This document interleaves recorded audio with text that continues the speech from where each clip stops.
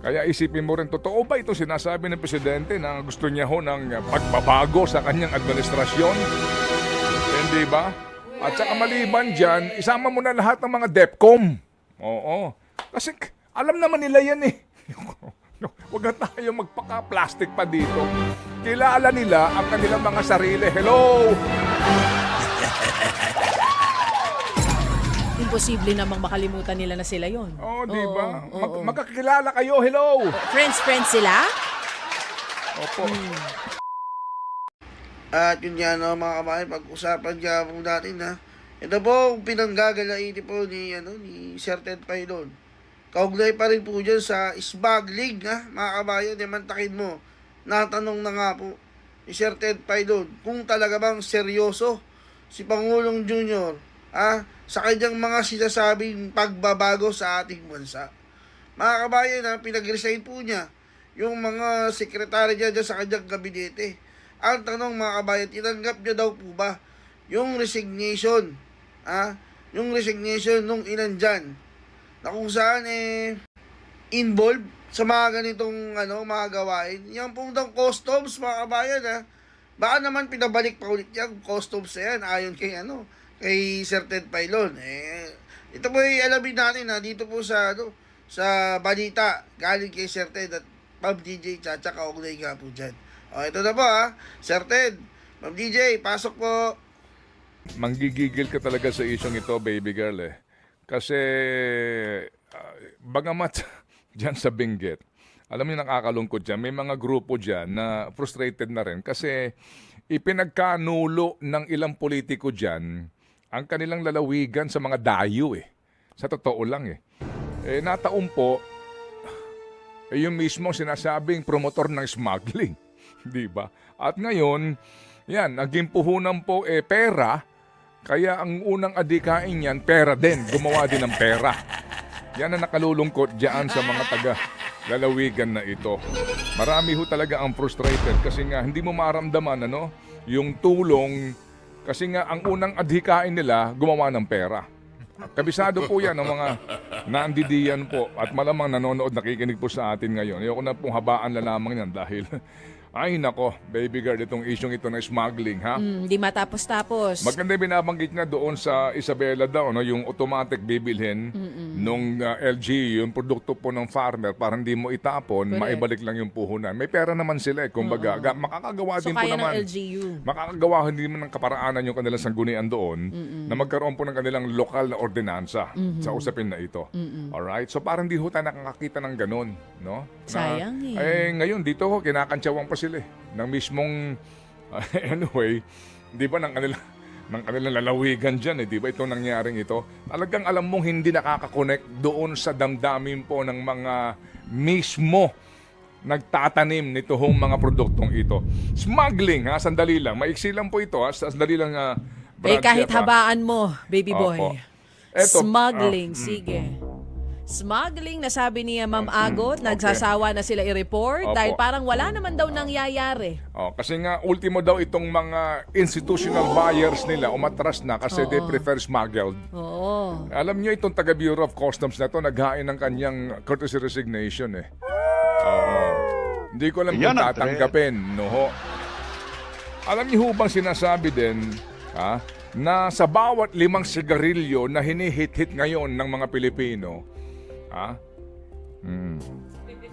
isa dyan, smuggled.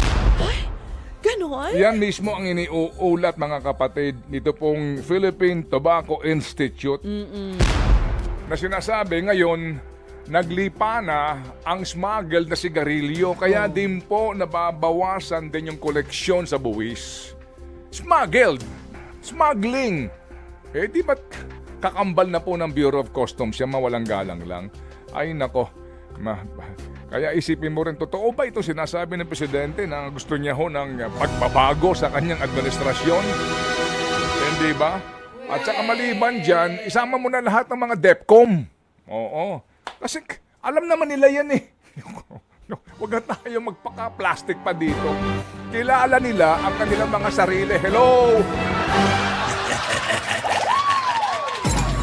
imposible namang makalimutan nila na sila yon. Oh, di ba? Oo. Magkakilala kayo. Hello.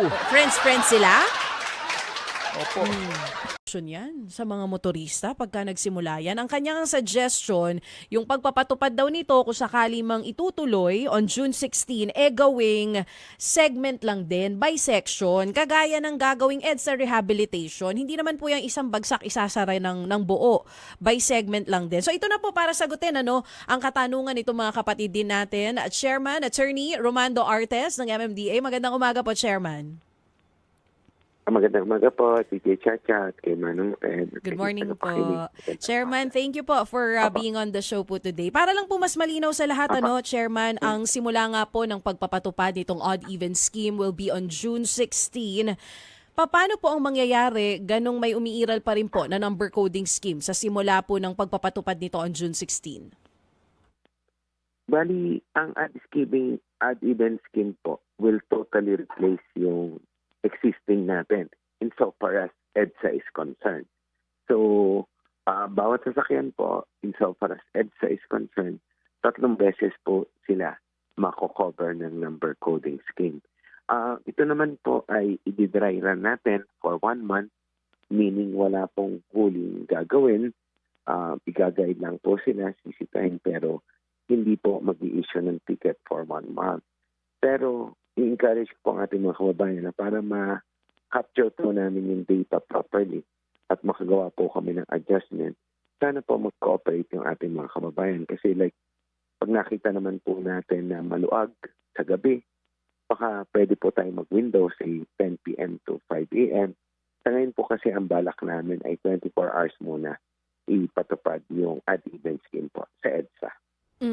So, Chairman, balikan ko lang po yung sinabi nyo. Sana nga po suportahan ito ng publiko. And nung una po, 1 week lang kasi supposedly yung dry run natin. Bakit po pala napalitan mo na, Chairman? Ba't naging 1 buwan?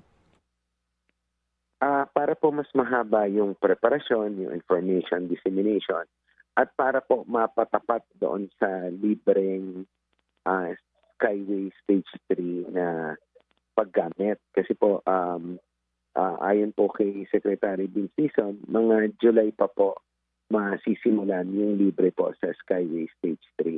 So, parang tatapatan po namin yung date ng implementation na yun para po yung may alternatibo na po talagang daan yung ating mga kababayan aside na maapektuhan po ng odd-even scheme sa EDSA. At the same time, makapture na nga po namin yung mga datos para po makapag-adjust kami accordingly. So, tuloy na rin po yun, sir. Talagang may date na. Pumayag na rin po ang Skyway dun sa July 1 na there are areas na magiging libre po yung toll dahil dito? Yes, according to Secretary Vince Dizon, nag-usap na po sila ng operator po ng Skyway. Mag-uusap na lang. Ito'y final na lang po nila yung adjustment po to compensate para doon sa 2 taon po na magiging libre yung portion po na yan ng Skyway. 2 years, no, na may portion ng Skyway na magiging libre. Antabayanan po namin kung sakaling man na magsimula po yan on July 1. Balikan ko po itong odd-even scheme that will be exclusive on EDSA. Sir, ang ilan sa katanungan ng mga netizens natin, paano kung tatawid lang ng EDSA? For example, galing po ng Aurora Boulevard to East Avenue, huli po ba yun agad? Paano po yung mga ganun? Kasi hindi naman po ito isang... sige po, sir. Yung mga tawid po, lilinawin ko po, yung mga tawid, wag lang pong babaybay. Like kunyari po, Ortigas, tatawid ka ng EDSA, papunta sa kabila, yun po ay hindi uhulihin. Ganon din po dyan sa Piña, sa Quezon Avenue, tatawid lamang po kayo papunta ng kabila or sa may East Avenue. Yung mga ganun po, hindi po siya huhulihin, yung mga tawid po ng EDSA. Ganon din po yung electric at hybrid vehicle exempted po. Although yan po ay pag-aaralan namin mabuti kasi po sa tala po ng LTO sa meeting namin kahapon, 17,000 na raw po yung registered na EV tsaka hybrid sa Metro Manila pa lamang.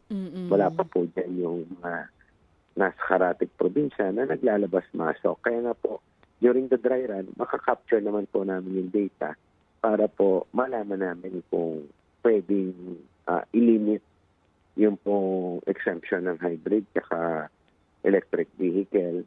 Ang motorcycles po ay hindi po kasama. Exempted TNVS. po sila. Oo. Po, TNBS Mm-mm. and taxis po. Hindi Mm-mm. po sila covered So, ng ng number ad-even. coding scheme at yung ad-even scheme Oo, po. so at least Apa. yan malinaw po, hindi kasama ang TNVS, hindi kasama ang taxis, pero ito pong electric vehicles, dahil sinasabi niyo po kanina, there are 17,000 na ngayon, pag-aaralan niyo muna kung talagang acceptance sila at maglalabas po kayo ng abiso bago yung pagsisimula sa June 16. Hindi po, i-exempt na po natin sila during dry run. Okay ma'am. po. So talagang isasama na rin po natin sila dito sa I-exempt na dry po. run. Apa, Oo. exemption. Apa. Oo, tas dito po sa dry run, sir, tama po yung mga nasa balita, ang wala pa pong tikita na mangyayari. Aabisuhan lang po yung mga motorista na after the dry run, dun nang simula po ng panghuhuli. Apo, at gagabayan lang po natin sila na kung pwede po mag-exit ng EDSA para po makita namin yung real situation pag dating po ng full implementation na para nga po makapture namin yung data at magkaroon kami ng informed decision sa mga adjustments pa po na gagawin natin. Ma-capture ang data. Speaking of data, mga ilan po ulit na mga sasakyan ang sa tingin nyo po sa taya po ng MMDA ang mababawas po sa EDSA kung sakali, sir? Well, nasa 400,000 plus na po tayo. With this ad-even scheme, we expect po na 40% reduction. So about 160,000 vehicles po yan na mababawas po sa EDSA. Tapos po yung nakikipag-usap po tayo sa mga motorcycle groups. May consultation na po tayo kahapon at magpapatuloy po yan sa iba pang grupo na baka po pwedeng gawing shared lane na yung existing bicycle lane, medyo i-expand po natin yan doon sa natitirang portion noong katabi ng motorcycle lane para lahat po ng motorsiklo ay doon na lilimitahan sila doon dahil sa amin pong napagkasunduan, hindi na po papayagan ang mga motorsiklo sa underpass at overpass. So, doon na po talaga sila dadaan sa kanang bahagi. At hindi na po nga papayagan sa overpass at underpass. Yan po sinasabi nyo, sir, simula din po yan on June 16? Magko-consultation muna po tayo sa mga grupo po ng nagbibisikleta at nagmumotor para kunin din po yung kanilang opinion. Although kahapon po, nung ka-meeting natin po yung mga angkas, joyride, grab, medyo nag-a-agree po sila at sa kanila pong palagay ay maganda naman pong programa yan. Oo. Sir, yung implementation po nito for regarding the enforcement, meron na rin po tayong ugnayan sa halimbawa po sa LGUs, maging sa LTO, sa mangyayaring hulihan kung sakali man? Yes po, meron. Papatawag po kami ng meeting within the week sa mga traffic heads po ng mga LGUs para po i-final yung mga plano. Lalong-lalo na po, sinabi po sa akin ni Secretary Dizon na isa sa hinihiling po ng pamunuan ng San Miguel na operator po ng Skyway ay yung mga pagmamanage po ng mga rampa nila palabas at papasok ng Skyway para hindi naman po magbara. So kasama po yan sa pagmimitingan po namin kasi kailangan din po namin ng tulong ng LGUs. Lalong-lalo na po doon sa mga alternatibong ruta. Pero before the implementation, nagkaroon po ba tayo ng meeting with the LGUs at ano pong naging tagon nila kung sakali man nagkaroon po? Well, supportive naman po sila as always. Maganda naman po ang aming relasyon sa mga LGUs, lalong-lalo na po sa mga traffic heads. At ay nagsabi na susuporta po sila. Ang isusunod na lang po namin siguro na kailangan hindi ay yung mga barangays din po sa na dadaanan po yung sa mga alternatibong ruta. Si Secretary Dizon naman po ay makikipag-meet kay Secretary John B. Cremulya ng DILG para po to ensure na yung mga barangay officials po noong nakakasakop doon sa mga alternatibong ruta ay mimintinahin na wala pong obstruction yung mga alternative na ruta po natin, especially during the construction or rebuild ng EDSA. Siguro maganda rito, latag natin to ng medyo mas kauna-unawa, ano, itong pinaplano po nila, Chairman. Odd-even scheme sa kahabaan ng EDSA mula sa dulo nito doon sa Caloocan hanggang dito po sa Ross Boulevard, di po ba, Chairman? Ano po? MOA po. Okay, yes. Apo, Okay. apo. So, yan yung Tama po odd-even yun, scheme. Captain. And then starting yung kanilang experimental or trial period on June 16. Okay, so buo yan, buo, kahabaan Tama ng po. EDSA, odd-even scheme. Then, ano ho ang gagawin sa peripheral areas outside of EDSA? Anong scheme? Yung pong existing scheme natin na yung 1 and 2, covered po sila ng Monday, bawal po.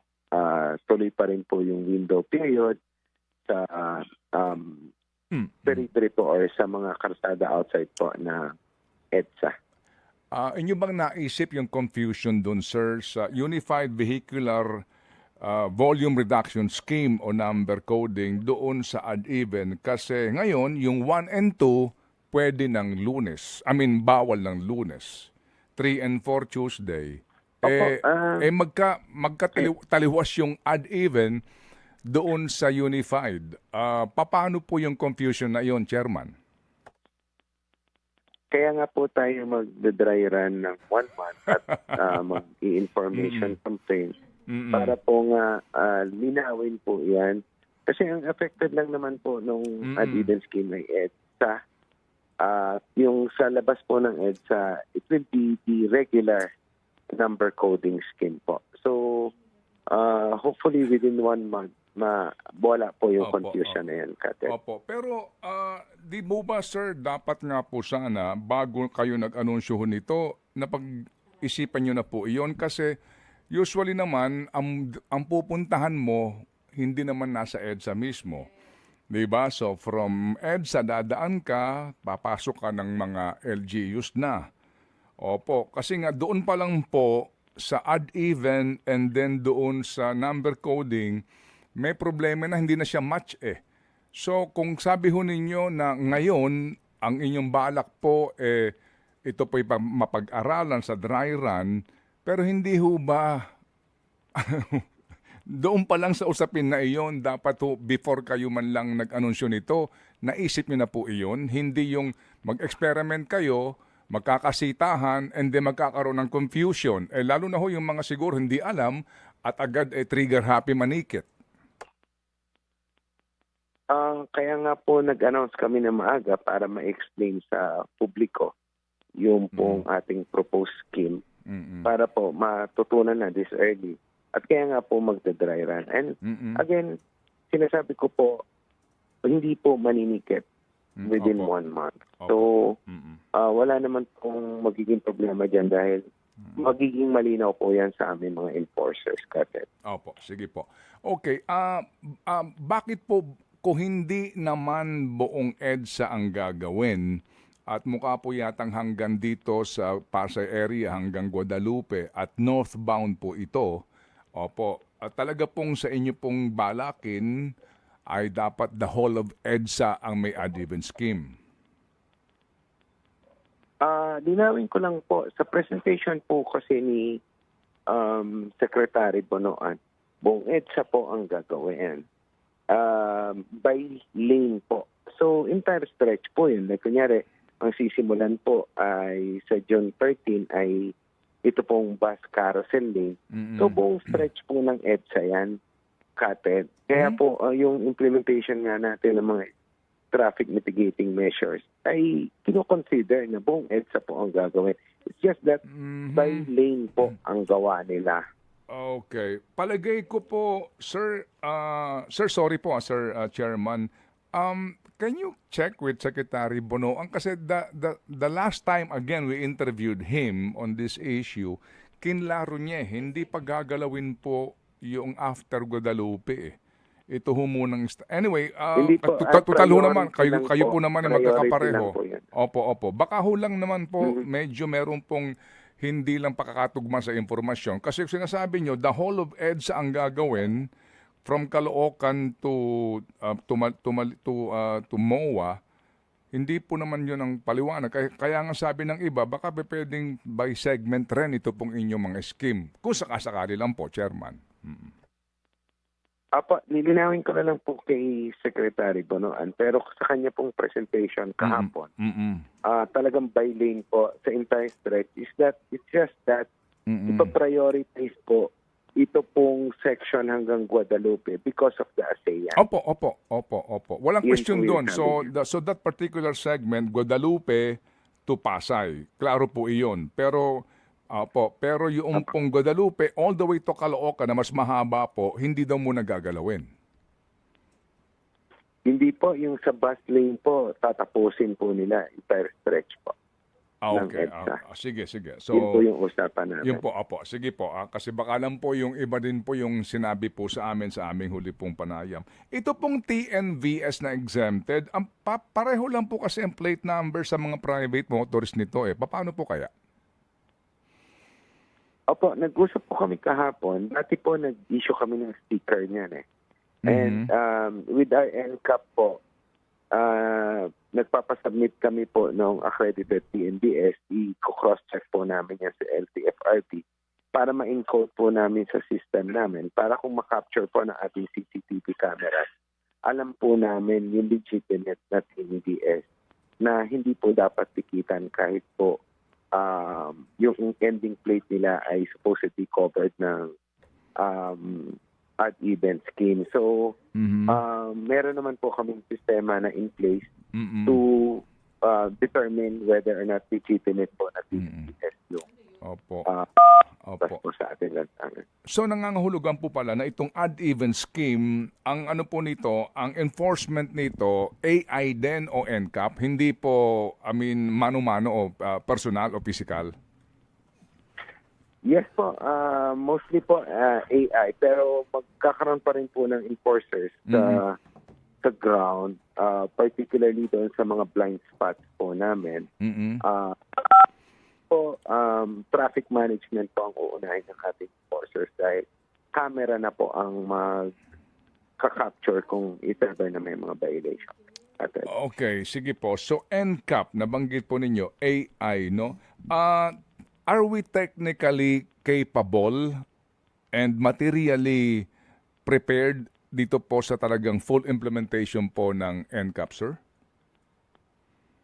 Opo, ang sistema po naman natin ay in place even before pa na TRO ng Supreme Court. Ilang po may mga innovations tayo to address yung mga issues na ni-raise petitioners. Tulad po niyan, pag na-capture po ng AI namin yung violation, hindi po kami, sabi nga, trigger happy na kagad-agad mag-issue ng notice of violation. May automatic review po kami at 2 levels po yung review namin. May magre-review muna, then pa-approve pa po sa supervisor kung talagang confirm na may violation. So yung mga issues po na masyadong strict, yung panghuli, may obstruction, lumipat ng lane, uhulihan, hindi po mangyayari yan sa aming sistema. Dahil may mano-mano pa po kami review. Okay, sige. So bago ko puntahan yung mano-manong review, materially prepared, meaning sa lahat po ng pangangailangan, kasi hindi lang naman EDSA ang sakop ng NCAP. Meron kayong ginawang listahan, no? Recto, may mga ganun pong binabanggit. Sa usapin po ng proper signages and road signs and road markings, are you prepared, sir, as we speak now? Well, hindi po perfect yun, Kated. I can Of course. I think meron naman po tayo mga existing signages na dyan. Pero siguro marami pang improvement po na kailangan. Opo. Paano po kaya iyon kung doon sa kailangan yung improvement, pag-aayos, maging issue rin po dito po sa violation ng motorista at eventually hassle yan doon sa motorista kung ilalaban niya po yan. Kung pupunta pa sa inyo o online o whatever, at baka magkaroon pa ng affidavit na pangangailangan dyan, mga ganon. Paano po kaya iyon, Chairman? Unang-una po sa review, bilin po yan sa tao namin na i-consider po yan. Like, kunyari, Mm-mm. hindi po masyadong malinaw yung marking Mm-mm. na hindi dapat mag-change ng lane. Mm-mm. Kung nakita naman Opo. po ng ating mga reviewers na hindi ganong kalinaw yung signage or madilim po sa lugar, Mm-mm. sakaling gabi, Mm-mm. ini-invalidate po nila yan. So, may bili naman po tayo na i-consider po yung Mm-mm. kung ang pagkakahuli ay may kakulangan kami, Kate. Opo. Mm-mm. Hindi po namin dapat i-punish yung mga motorista for that.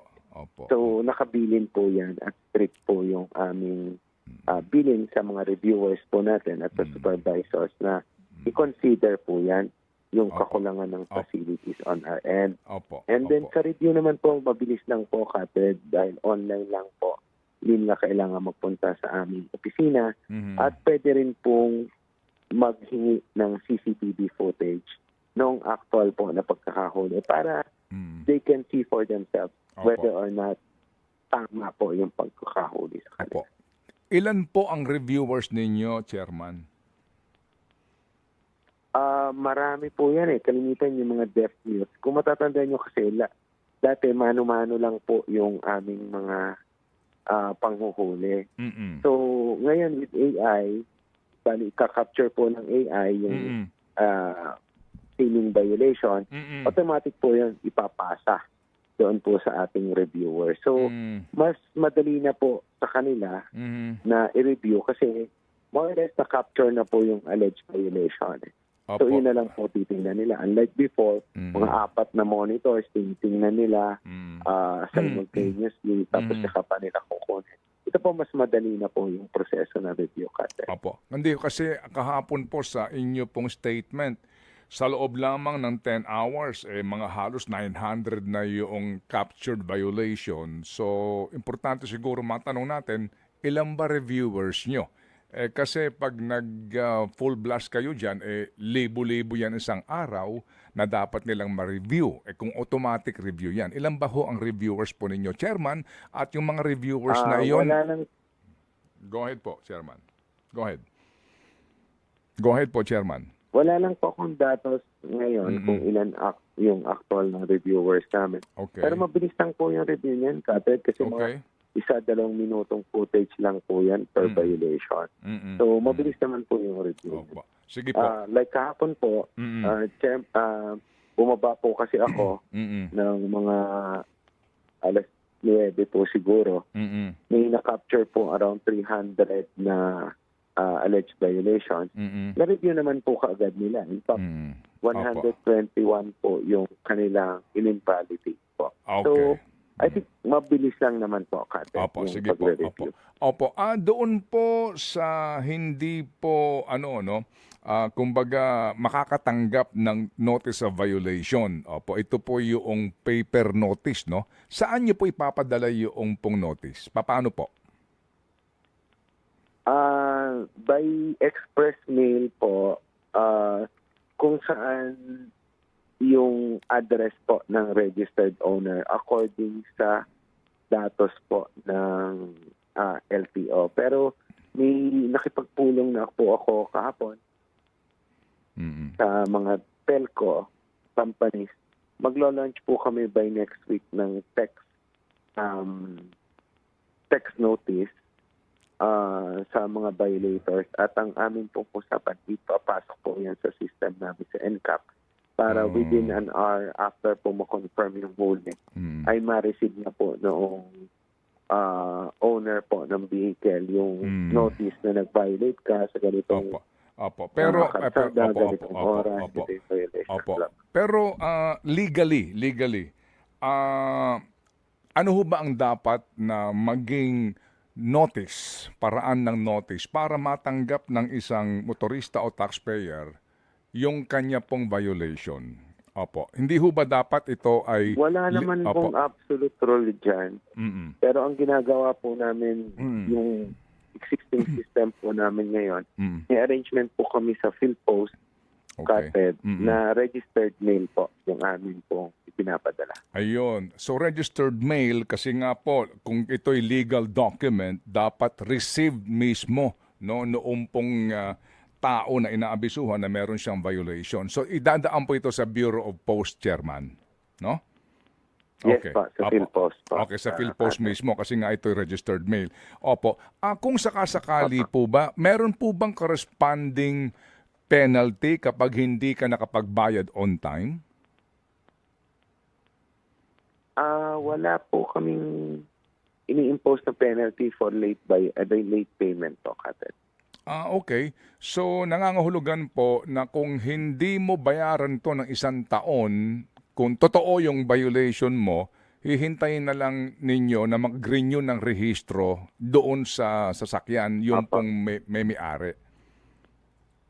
Apo, at hindi niya po marirehistro yan until Okay. ma-settle po yung penalty. Okay, sige. Kapag po ganun yung kaparaanan, will that serve the purpose? Opo naman, masaserve pa rin kasi madidelay lamang po yung pagbabayad ng penalty pero magbabayad pa rin po siya. Again, hindi naman po kami nasa business ng Mm-mm. panguhuli. Mm-mm. Yung pong aming penalty is just to instill discipline. Opo, So, opo.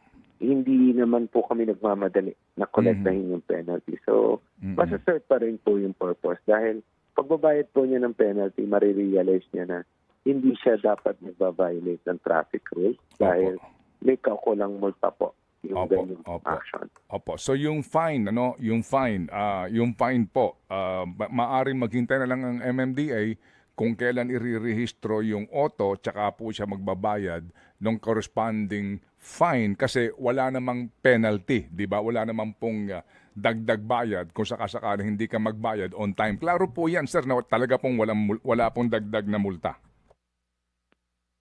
Opo. Wala pong dagdag Okay. na multa. Sige po. Paano po ang proseso niyan, Chairman?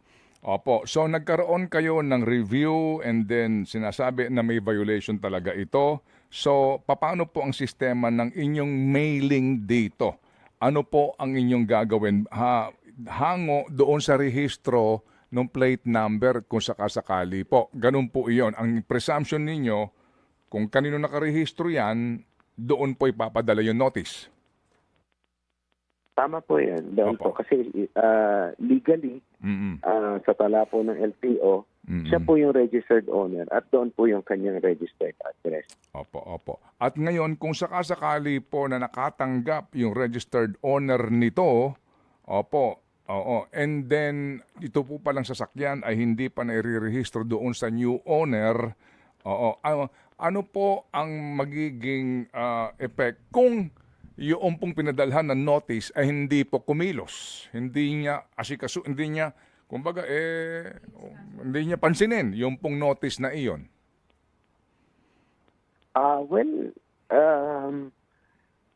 Sa lookout po yan nung bumili ng sasakyan na maparehistro na sa kanya. Dahil kung tutuusin niyo po, Kaped, parang tama po kayo na walang epekto yon doon sa previous owner dahil hindi naman nasa kanya yung vehicle.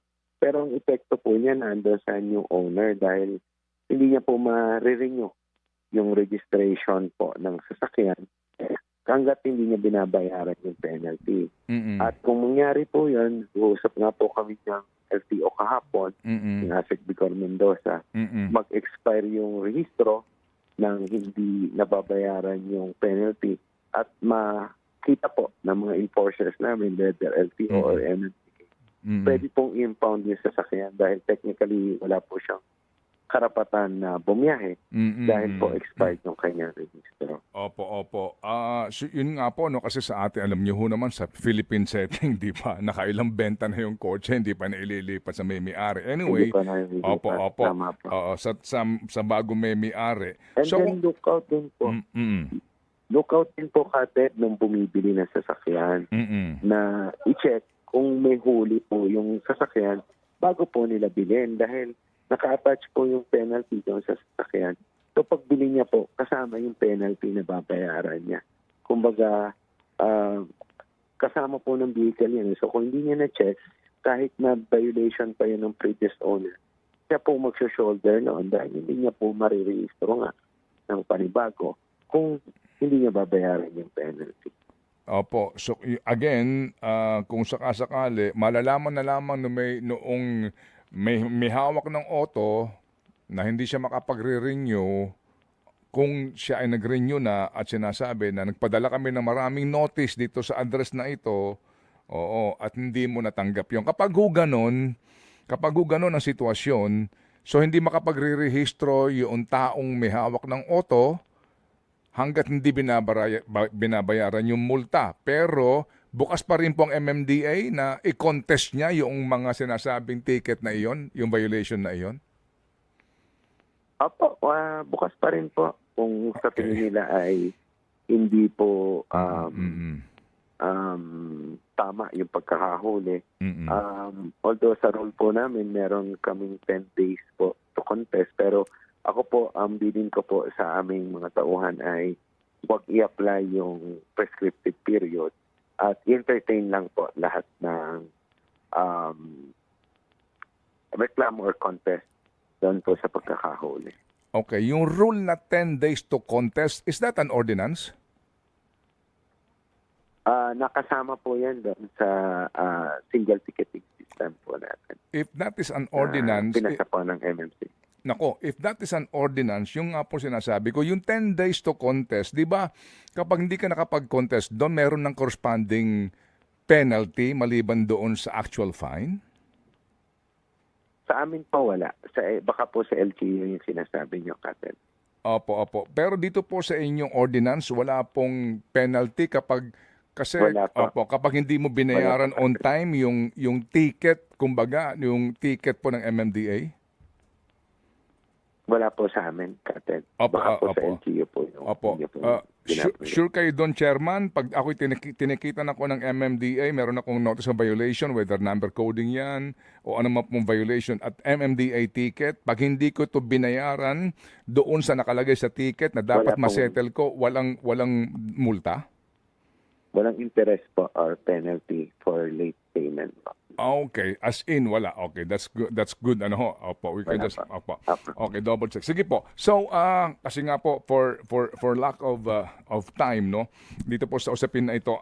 Sa ngayon po dito sa inyong NCAP na ito, ang mga sakop po nitong areas, ay meron pong mga lugar, no, halimbawa, yung pong mga motorcycle lane, di po ba?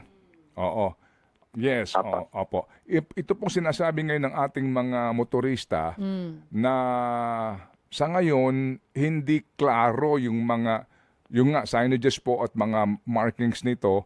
Ang sinasabi po ninyo ngayon, maluwag muna po kayo dito sa ganito pong violation, sir? Yes po. Pag tingin namin ay hindi po sufficient yung mga signages. Ini-invalidate po namin yung na-capture po na violation. Okay, sige. So, kapag po may nakalusot dito na notice of violation po, kung sakasakali, i-contest na lang po nila iyon. Okay? Pwede Apa. po nilang i-contest at sabihin lang po sa amin na walang sufficient signage. Opo. At yan po ay aming actionan. Sige po. Opo. Dito po sa inyo pong website opo, ang sinasabi po dito sa inyo pong paano ba yung yung pagproseso sa apila. Okay? Oo. Opo. Dito po wala pang sinasabi na online, maaring magpunta doon sa MMDA Traffic Adjudication Division. Magtungo sa MMDA TAD. Meron pong or yan po. May or po dyan na pwedeng nakalagay po yung link. Tapos pag kinlik po yan, may form po na lalabas. Si-seal up lang po yan, Katet. Okay, pag fill up mo doon sa form, is that an automatic protest o eventually you really have to be present? Opo. Hindi pa. Hindi na po kailangan, Katet. Paano po Hindi po kailangan ng physical paano po yung adjudication doon kung wala pong face-to-face na harapan? Ano po magiging basis ng MMDA to deny or to approve the appeal? Meron po tayong Traffic Adjudication Division. So pag kinontest niya po yan, sinisave naman po namin yung CCTV footage noong pagkakahuli. So yan po ay titingnan po noong handling officer. Okay. Kalimitan po yan, mga law student, tapos ina-approve eventually ng aming abogado. Mm-mm. So on the basis of that po, titingnan kung Opo. tama po yung pagkakahuli or tama po yung Opo. contest na ifinal po ng Opo. motorista. Sige po. Ilang araw po o buwan maaari yung storage po yung video po ng mga violation? Pag violation po, automatic po, sinisave po yan. Ilang So, ilang araw matagal po? po yan na Ilang araw po? Ilang araw I po? think- Gano'n po Permanente po katagal? namin inaano yan. Permanente po namin inaano yan. Sinisave po yung violation. Okay. Ah, hindi po Tapos po, binubura? yung pong regular footage, Mm-mm. parang 2 months po bago napapatungan. Ano po ulit yun, Chairman? Pwede pong laruhin natin. Yun pong violation videos? Yung violation, isinisave po namin Safe yan keep yun. permanently. Mm-mm. Para po nga anytime mag-contest, kahit po siguro 1 taon, Mm-mm. ay hindi po yan bubura. Mm-mm. So, Okay. nakasave po yan. Kaya anytime na mag-protest sila, Oo. may ma-access po yan ng aming Opo. handling officer para po ma-review yung CCTV Opo. footage. Opo. At pwede rin po maghingi yung pong motorista ng kopya. Ano po yung At 2 isasend months? po namin to Oo. email. Chairman, ano po yung 2 months na sinasabi nyo na napapatungan na? Yung present. Yung pong lahat po ng kuha. okay. Na, Yung buong kunyari kuha. po, nakuunan ngayon, Opo. lahat po, buong Metro Manila, lahat ng CCTV cameras po namin. Ang storage capacity po namin ay good for 2 months. Na Okay. hindi po Opo. yan nasa-save po for 2 months, tapos napapatungan na po eventually. Opo. Dahil kung mahal po yung storage eh. Opo, yes sir, yes sir. Last na lang po. Sir, yung pong overspeeding na violation, kasama ba sa NCAP po ito? Sa mga lugar ito meron? Sa ngayon naman po, Commonwealth of EDSA lang po yung may speeding. Yun pong ating mga i-install na mga bago na ongoing. May speed detector na po. So, mako-cover po siya eventually na NCAP po. So, sige. So, sa EDSA po ngayon, halimbawa, meron na kayong speed detector dyan na CCTV? Install pa lang po. Ongoing po yung Pa-install pa lang. installation. Opo. Ongoing daw. Medyo naputol siya. So, ngayon po, sir, sa EDSA, meron na po kayong speed detector na CCTV to capture yung overspeeding? Wala pa po. Wala pa po. Ini-install pa lang po, Kapit. Ngayon, pati po sa Commonwealth. Okay, opo. And then, ano po sa EDSA ang Commonwealth, 60 kph po ang maximum speed, no? Apa, maximum po yan. Opo. Meron ba kayong minimum speed? Wala po. Wala po tayong minimum speed. Wala, Chairman? Kapit. Opo, kasi sa Wala pa. sa tollways meron eh. Oh, Yes, oo kasi nga. hindi ka- hindi- bawal Ito po, mabagal sa kasi- toll. Mm-mm. Oo, sa Skyway. Hindi ka pa pwede kasi absurd magano po, eh. pag Hindi ka- nag-minimum speed. Opo. Opo. Kasi kung traffic po, edi hindi nyo ma-achieve yung minimum speed. Opo. So, Kasi minsan din po wala pa. meron kasi minsan mga truck dyan na 'di ba halos hirap na nagpipilit pa rin. Anyway, sige po. So salamat na marami Chairman sa inyo pong panahon at